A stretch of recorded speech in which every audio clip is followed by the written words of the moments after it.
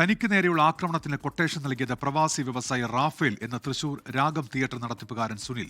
റാഫേലുമായി cinema സംബന്ധിച്ച തർക്കമുണ്ടായിരുന്നു. ഇത് സംബന്ധിച്ച് കഴിഞ്ഞ വർഷം പോലീസിൽ പരാതി നൽകിയെങ്കിലും അറസ്റ്റ് ഉണ്ടായില്ലെന്നും സുനിൽ പറഞ്ഞു. ഞാൻ ഒരു വർഷം മുന്നെയാണ് സിജോനെ കാണുന്നത് തന്നെ.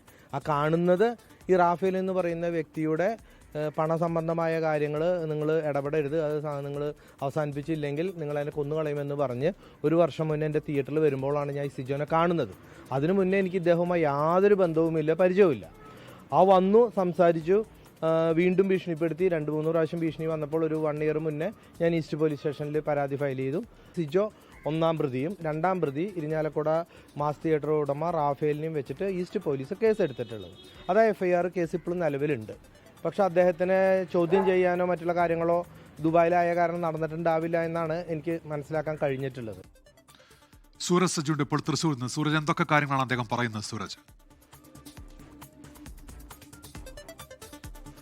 ഉന്മേഷ്, ഈ കേസുമായി ബന്ധപ്പെട്ടുകൊണ്ട് സിജോ ആണ് ഈ കൊട്ടേഷൻ സംഘാംഗങ്ങൾക്ക് പണം നൽകിയതെന്നും ഈ സിജോ കുറ്റമേറ്റെടുക്കുന്ന ഒരു സാഹചര്യവും പോലീസിന് മുന്നിലുണ്ട്. അതുകൊണ്ട് തന്നെ ഈ അന്വേഷണം സിജോയിൽ അവസാനിപ്പിക്കുന്നു എന്നുള്ളതാണ് ഈ പോലീസിൽ നിന്ന് തന്നെ പുറത്തു വരുന്ന വിവരം. അതിനിടയിലാണ് ഇപ്പോൾ ഇതിന് പിന്നിൽ, അതായത് സിജോയ്ക്ക് കൊട്ടേഷൻ നൽകിയത് ഈ റാഫേൽ എന്ന് പറയുന്ന പ്രവാസി വ്യവസായിയാണ് എന്ന ആരോപണവുമായി ഈ ആക്രമണത്തിന് ഇരയായ രാഗം സുനിൽ രംഗത്തെത്തുന്നു. അദ്ദേഹം പറയുന്നത് നേരത്തെ അദ്ദേഹത്തിന്റെ ചില ചിത്രങ്ങൾ ഈ ദുബായിലടക്കം വിദേശത്ത് പ്രദർശിപ്പിച്ചിരുന്നു.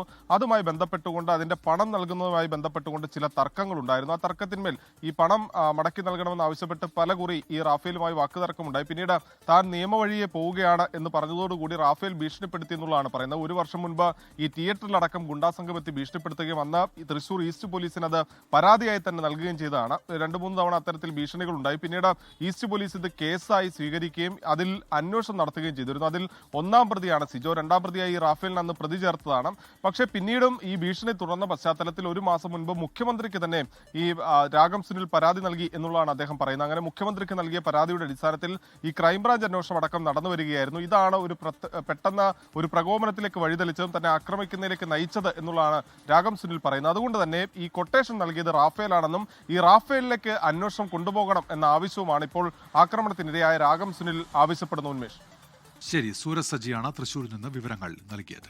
ലോകത്തെവിടെയായാലും ഏത് സമയത്തും 24 വാർത്തകളും ഓഗ്മെന്റഡ് റിയാലിറ്റി പാക്കേജുകളും എക്സ്പ്ലെയിനറുകളും വിശദമായി കാണാൻ ഞങ്ങളുടെ YouTube ചാനൽ നിങ്ങൾക്ക് സബ്സ്ക്രൈബ് ചെയ്യാം.